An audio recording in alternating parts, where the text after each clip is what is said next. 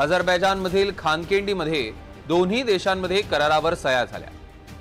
2020 पासूनच्या Nagorno Karabakh संघर्षामध्ये अझरबैजानला पाकिस्ताननं सरळ मदत केली होती।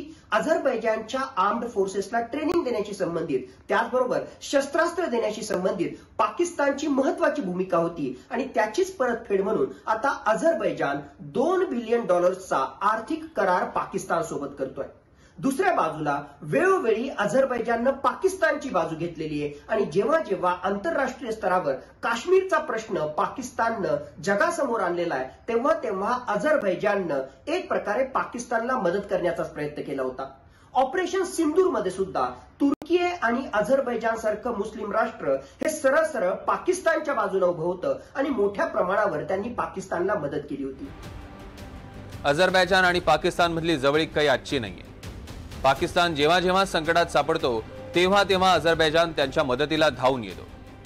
ऑपरेशन सिंदूरला उत्तर देण्यासाठी पाकिस्तानला अझरबैजाननं सहाय्य केलं होतं। शुक्रवारी झालेल्या करारानुसार नव्या करारानं काय साधणार? अझरबैजान पाकिस्तानमध्ये $2 अब्ज गुंतवणूक करेल। पाकिस्तानच्या अर्थव्यवस्थेला उभारी देण्याचा प्रयत्न या गुंतवणुकीतनं होईल। दोन्ही देशातील व्यापार वेगळ्या उंचीवर जाईल।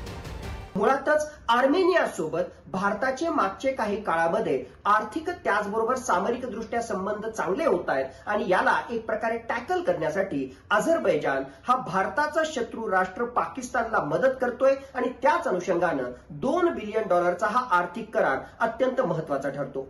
भविष्यामध्ये आर्मेनिया सोबतच्या संघर्षामध्ये अझरबैजानला पाकिस्तानकडून माउंटन वॉरफेअरसाठी, हायब्रिड वॉरफेअर, कन्व्हेन्शनल वॉरफेअर आणि त्याचबरोबर ग्रे झोन वॉरफेअरसाठी मोठ्या प्रमाणावर मदत मिळण्याची अपेक्षा आहे आणि त्या अनुषंगानं अझरबैजान हा आज घडीला पाकिस्तान सोबत आपले सामरिक संबंध त्याचबरोबर आर्थिक संबंध मजबूत करताना दिसतोय।